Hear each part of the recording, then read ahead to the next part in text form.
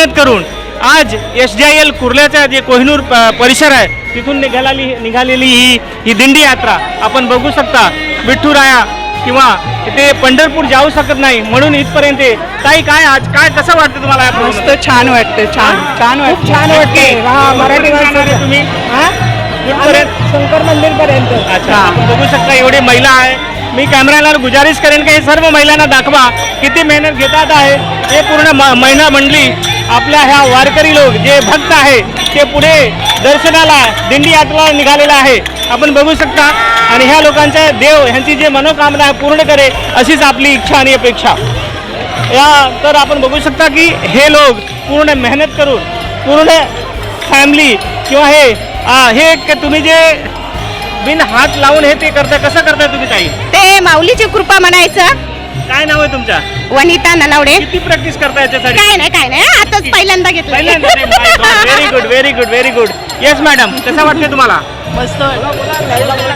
आजच्या प्रोग्राम बद्दल काय सांगणार तुम्ही? भरपूर आनंद वाटतो. आम्ही पंढरपूरला गेलो पण हे पंढरपूर आहे.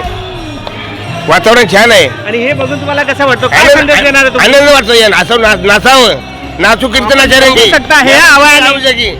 हे आवायाने पण नाचायला वाटतो. आणि हे ह्यांची भक्तिप्रेम आहे किंवा देव बरोबर ह्यांचे जे लगाव आहे, आस्था आहे, विश्वास आहे ती दिसून येते. काय संदेश देणार आहे तुम्ही दादा? हा जे महाराष्ट्राचं आराध्य दैवत भगवान पांडुरंगाचं आज यात्रा आहे, आषाढी यात्रा. आणि त्या यात्रेनिमित्त आम्हाला सामान्य लोकांना पंढरपूर जाता येत नाही म्हणून त्याच्या जसं निमित्ताने आज आषाढी वारी आम्ही बाळगोपाळ इथं काढलेली आहे. आता सर्वांना लहान मुलांना बाळगोपाळांना आनंद मिळावा यासाठी हा वारीचा आम्ही उपक्रम या वर्षापासून पहिलंच राबवत आहोत. काय बोलणार आहे तुम्ही याच्याबद्दल? महाराष्ट्र ही संतांची भूमी म्हणून ओळखली जाते. तर त्या संत परंपरेचा किंवा गुरु परंपरेचा वारसा घेऊन आम्ही ही दिंडी काढत आहोत. आज या आषाढी एकाच्या दिवशी देवशयनी एकादशी म्हणतात. या दिवशी पांडुरंग हा परमात्मा योग रूपाने निद्रेस जातो.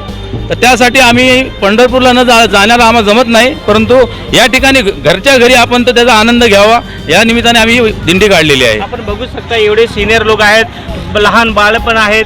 हे सर्व मेहनत करून यात्रा करून. हा बेटा कसं वाटते तुला हे वेशभूषामध्ये? चांगलं वाटते. कधीपासून सुरुवात केली तुम्ही लोक? किती वेळ झाली? 3 वाजेपर्यंत. कुठपर्यंत जाणार आहे तुम्ही?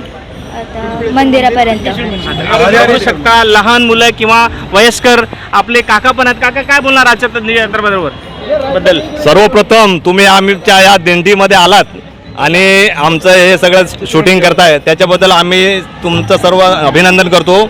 आणि आज आषाढी एकादशी आमचा वारकरी संप्रदायाचा मोठा सण आहे. देवशयनी एकादशी म्हणून आम्ही सांगतो.